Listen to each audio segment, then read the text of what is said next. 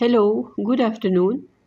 ये वीडियो उन लोगों के लिए है जो कनाडा, ऑस्ट्रेलिया, न्यूजीलैंड या इंग्लैंड वगैरह की इमिग्रेशन लेने की तैयारियां कर रहे हैं या फिर वहाँ की यूनिवर्सिटीज़ में एडमिशन लेने के ख्वाहिशमंद हैं। आइल्स टेस्ट इंग्लिश जानने का एक फ्रेमवर्क है जो इमिग्रेशन और यूनिवर्सिटीज़ में एडमिशन लेने के लिए कंपलसरी है। आइल्स टेस्ट 2 साल तक वैलिड रहता है और आमतौर पर ब्रिटिश काउंसिल या ऑस्ट्रेलियन टेस्टिंग सर्विस इसको कंडक्ट करवाते हैं। फ़ी और डेट ऑफ टेस्ट देने के लिए आप इनकी वेबसाइट पर जाकर मज़ीद इन्फॉर्मेशन ले सकते हैं। उनकी वेबसाइट का लिंक नीचे दे दिया जाएगा। You can check that. अब टेस्ट पार्ट्स की तरफ आते हैं।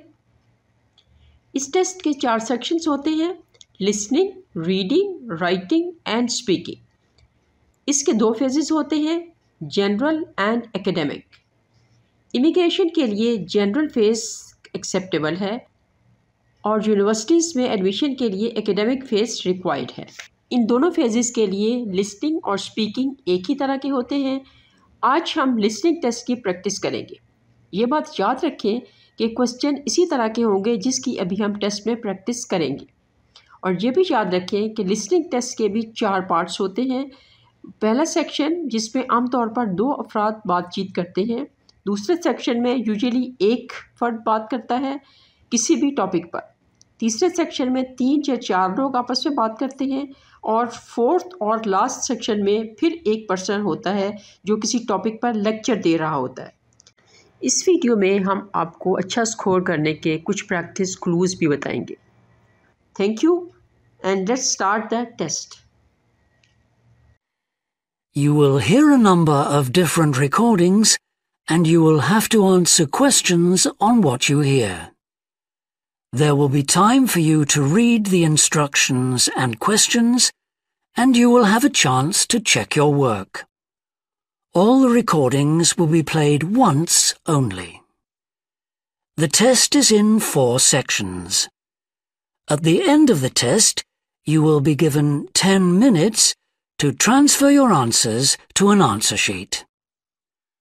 Now turn to Section 1. Section 1. You will hear a customer phoning a builder to discuss some work she would like him to do on her home.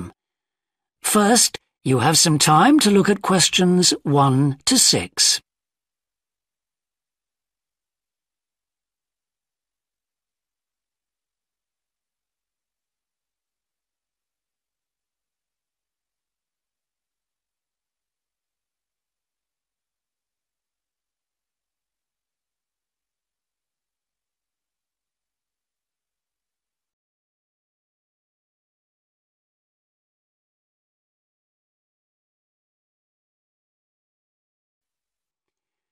Now we shall begin.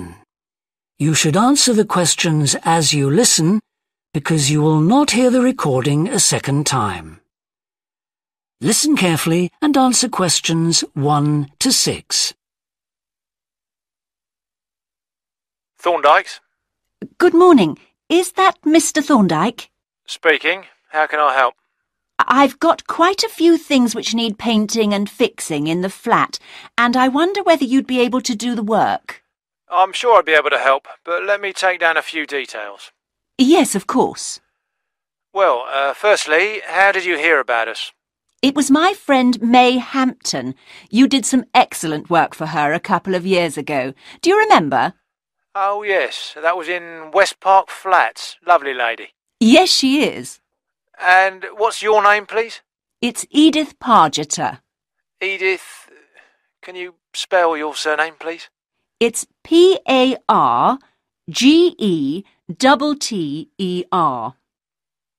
T, right. And do you live in West Park Flats as well? No, actually, it's East Park, flat 4. Oh, right. That's over the road, I seem to remember. Quite difficult to get to. Yes, it's at the back of the library. Right, I know. And what's your phone number?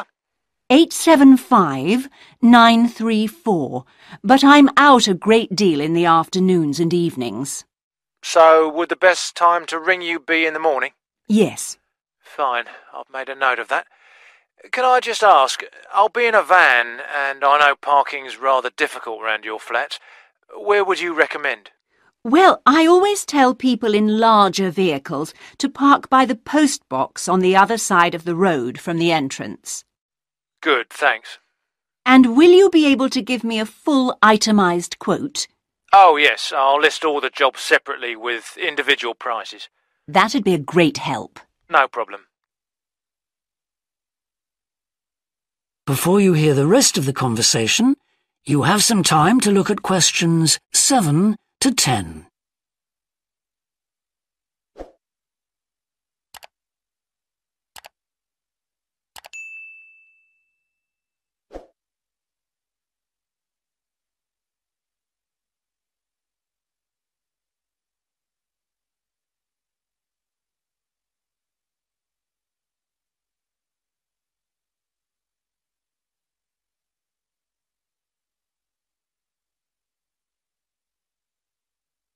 Now listen and answer questions 7 to 10. Now, what would you like me to do? Firstly, and most urgently, is in the kitchen. With all the weather damage, the glass in the door has cracked and I'd need that fixing. I presume you mean replacing? Oh, yes, and as soon as possible. What I'll do is come round tomorrow morning and do that immediately. Oh, thank you so much. The other things aren't so urgent, but... Now, I'll make a note of everything you want doing. Well, in the kitchen, I'd like some painting doing. All the kitchen walls? Just the area over the cooker. It's very greasy. Right, it does tend to get that way. Yes. Well, if you want a proper job done, what I'd need to do is strip the old paint and plaster it about a week before I paint it. Of course. Now, May tells me you also do work in the garden. That's right. Well, I'd like you to replace a fence. Just one? Yes, at the far end. Fine, shouldn't be a problem. And that's the lot. Fine. Yeah, as I say, I can come round tomorrow morning to look over things with you. Well, that's great, thank you. So, I look forward to seeing you tomorrow at... That is the end of section 1. You now have half a minute to check your answers.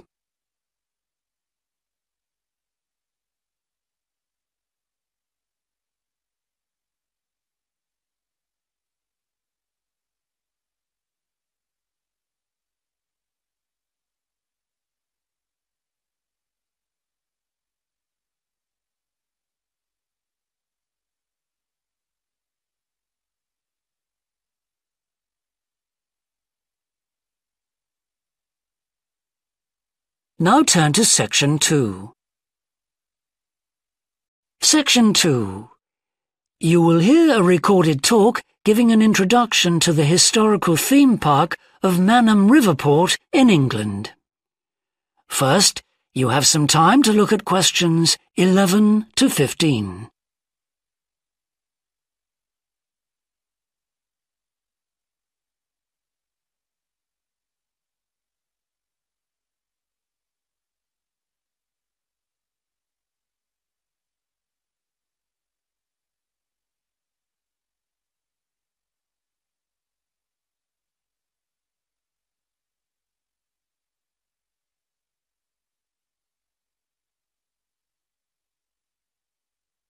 Now listen carefully and answer questions 11 to 15.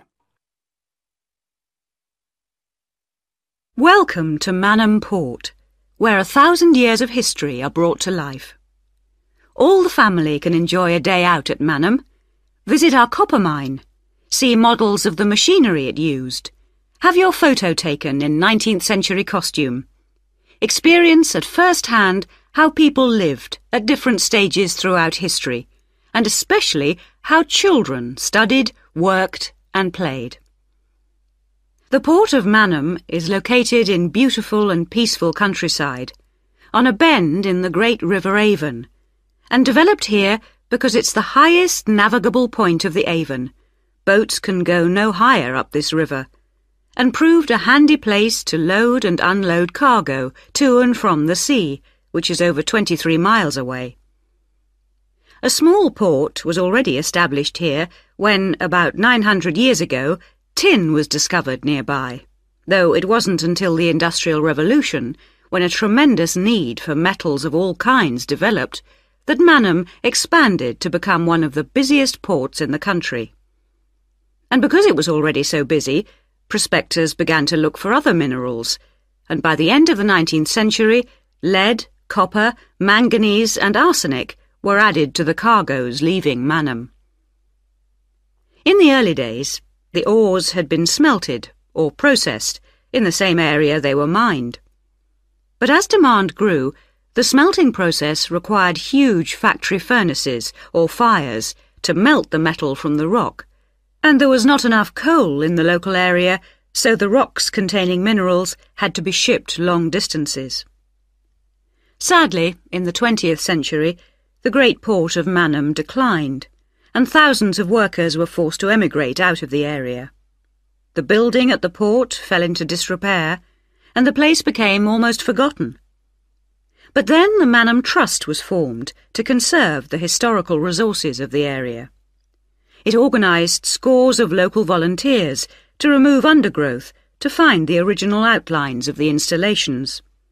It then brought in paid professionals to match installations with maps of the original port complex and to set about reconstructing it.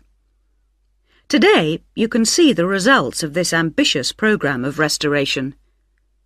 The intention, and we believe this will be realised before the end of the year, is to return Mannum Port to the condition it reached at its peak as the greatest copper port in the country. Before you hear the rest of the talk, you have some time to look at questions 16 to 20.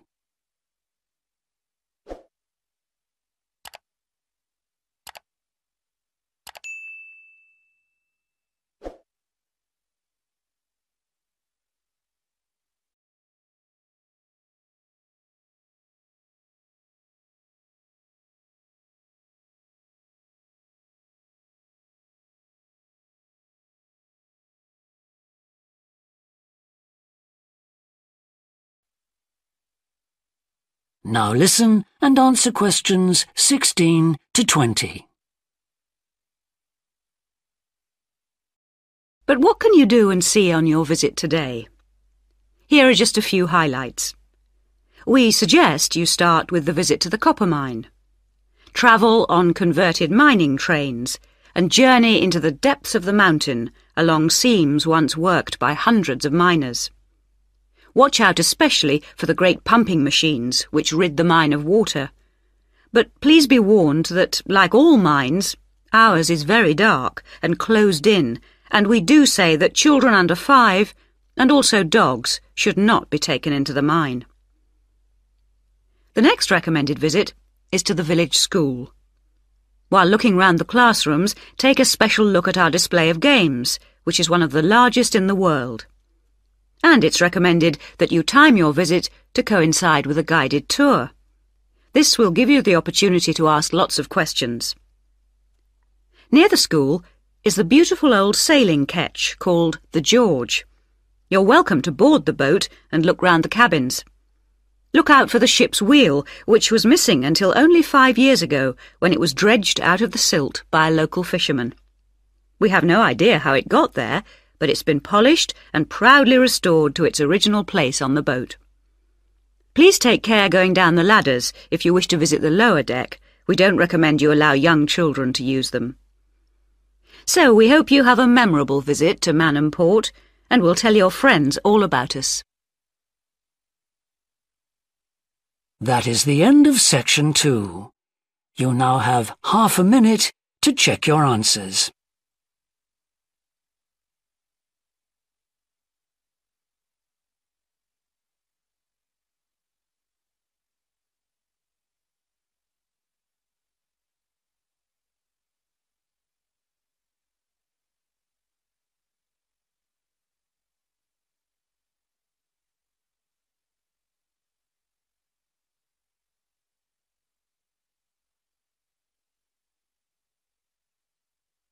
Now turn to section 3.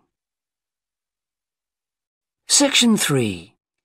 You will hear two psychology students called Tim and Laura talking about Laura's work placement. First, you have some time to look at questions 21 to 24.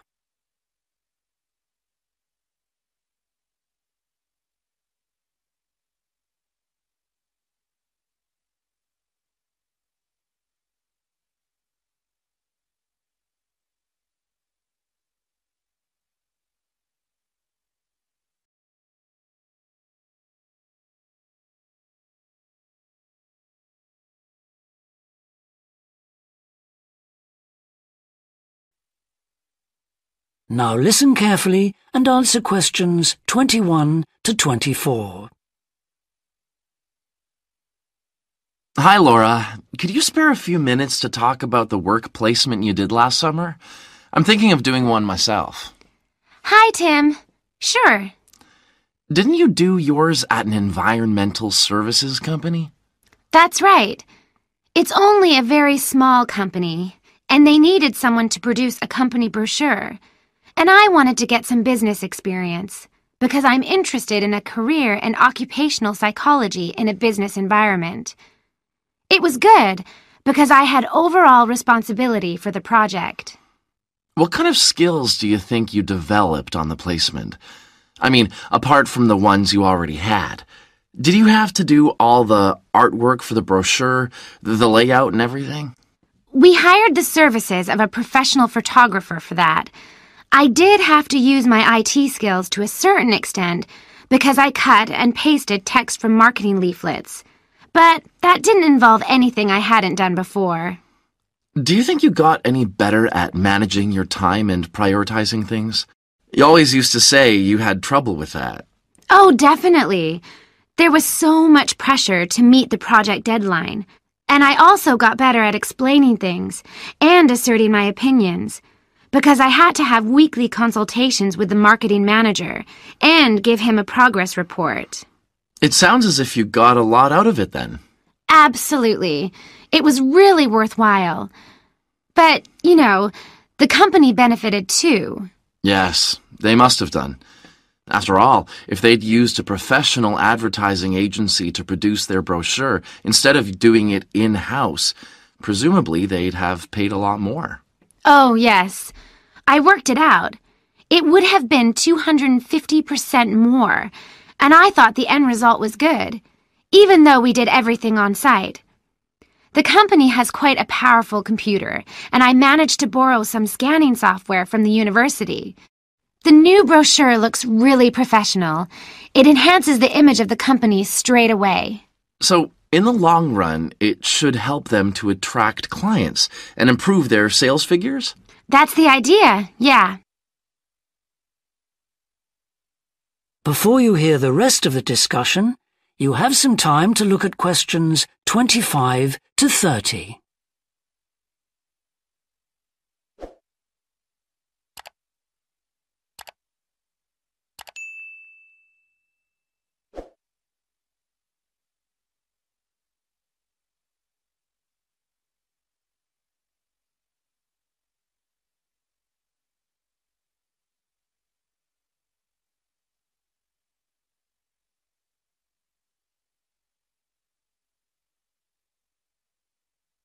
Now listen and answer questions 25 to 30.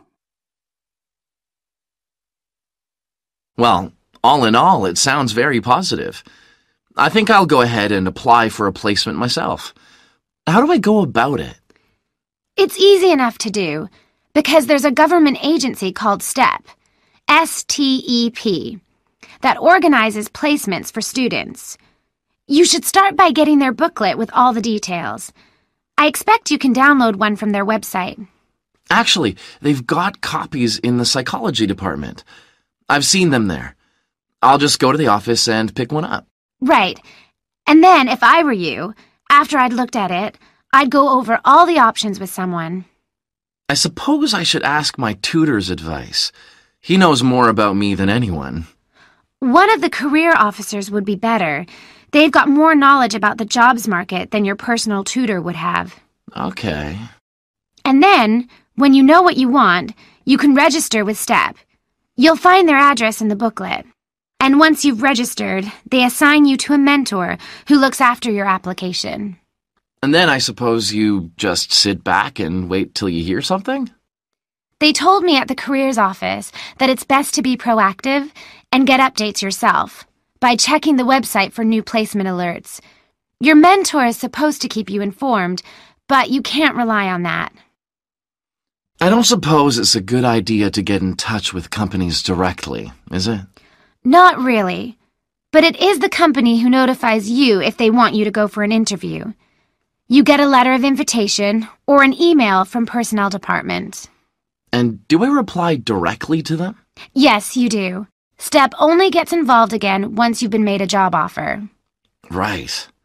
So once you've had an interview, you should let your mentor know what the outcome is? I mean, whether you're offered a job and whether you've decided to accept it? That's right. They'll inform the careers office once a placement has been agreed, so you don't have to do that. Is that all then? More or less. Only once you've accepted an offer, you'll probably have to supply a reference, because the placement will be conditional on that. And that's something you should ask your own tutor to provide. He knows about your academic ability and also about your qualities, like reliability. Well, thanks very much for the information. I'm starting to look forward to...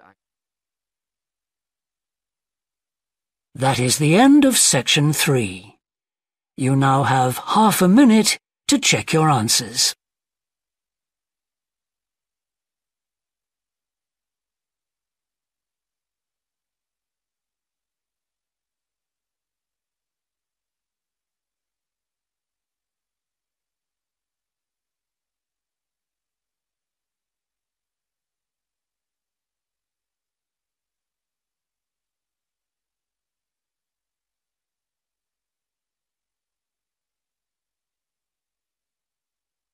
Now turn to Section 4.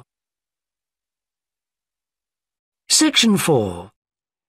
You will hear a woman talking to a group of first-year science undergraduates about the developing science of nanotechnology. First, you have some time to look at questions 31 to 40.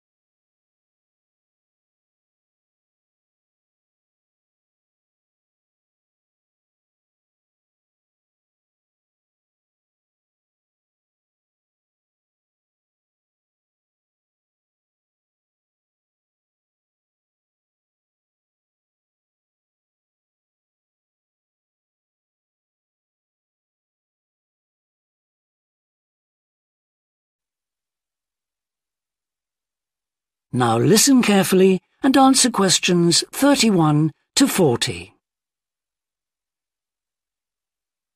Today we're going to look at an important area of science, namely nanotechnology.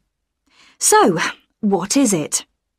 Nano means tiny, so it's science and engineering on the scale of atoms and molecules. The idea is that by controlling and rearranging atoms, you can literally create anything. However, as we'll see, the science of the small has some big implications, affecting us in many ways. There's no doubt that nanotechnology promises so much for civilization. However, all new technologies have their teething problems. And with nanotechnology, society often gets the wrong idea about its capabilities. Numerous science fiction books and movies have raised people's fears about nanotechnology, with scenarios such as inserting little nano-robots into your body that monitor everything you do without you realizing it, or self-replicating nano-robots that eventually take over the world. So, How do we safeguard such a potentially powerful technology? Some scientists recommend that nanoparticles be treated as new chemicals, with separate safety tests and clear labelling. They believe that greater care should also be taken with nanoparticles in laboratories and factories. Others have called for a withdrawal of new nanoproducts, such as cosmetics, and a temporary halt to many kinds of nanotech research. But as far as I'm concerned, there's a need to plough ahead with the discoveries and applications of nanotechnology. I really believe that most scientists would welcome a way to guard against unethical uses of such technology. We can't go around thinking that all innovation is bad, all advancement is bad. As with the debate about any new technology, it is how you use it that's important. So, let's look at some of its possible uses.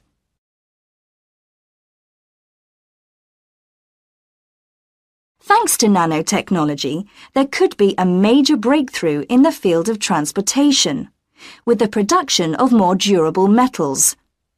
These could be virtually unbreakable, lighter, and much more pliable, leading to planes that are 50 times lighter than at present. Those same improved capabilities will dramatically reduce the cost of travelling into space, making it more accessible to ordinary people and opening up a totally new holiday destination. In terms of technology, the computer industry will be able to shrink computer parts down to minute sizes. We need nanotechnology in order to create a new generation of computers that will work even faster and will have 1,000,000 times more memory, but will be about the size of a sugar cube. Nanotechnology could also revolutionize the way that we generate power. The cost of solar cells will be drastically reduced, so harnessing this energy will be far more economical than at present. But nanotechnology has much wider applications than this, and could have an enormous impact on our environment. For instance, tiny airborne nanorobots could be programmed to actually rebuild the ozone layer, which could lessen the impact of global warming on our planet. That's a pretty amazing thought, isn't it? On a more local scale, this new technology could help with the cleanup of environmental disasters, as nanotechnology will allow us to remove oil and other contaminants from the water far more effectively. And if nanotechnology progresses as expected, as a sort of building block set of about 90 atoms, then you could build anything you wanted from the bottom up. In terms of production, this means that you only use what you need, and so there wouldn't be any waste.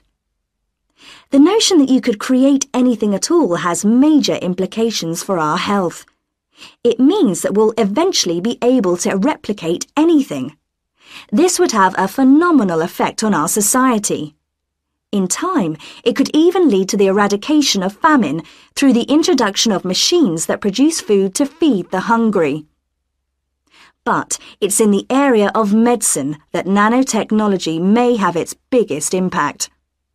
How we detect disease will change as tiny biosensors are developed to analyze tests in minutes rather than days. There's even speculation nanorobots could be used to slow the aging process, lengthening life expectancy. As you can see, I'm very excited by the implications that could be available to us in the next few decades. Just how long it'll take, I honestly don't know. That is the end of section 4.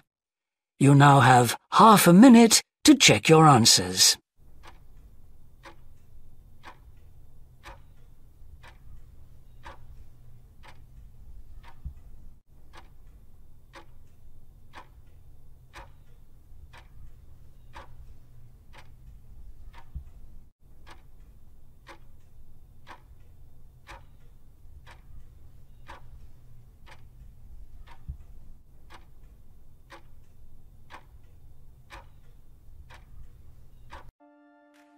That is the end of the listening test. In the Ielts test, you will now have 10 minutes to transfer your answers to an answer sheet.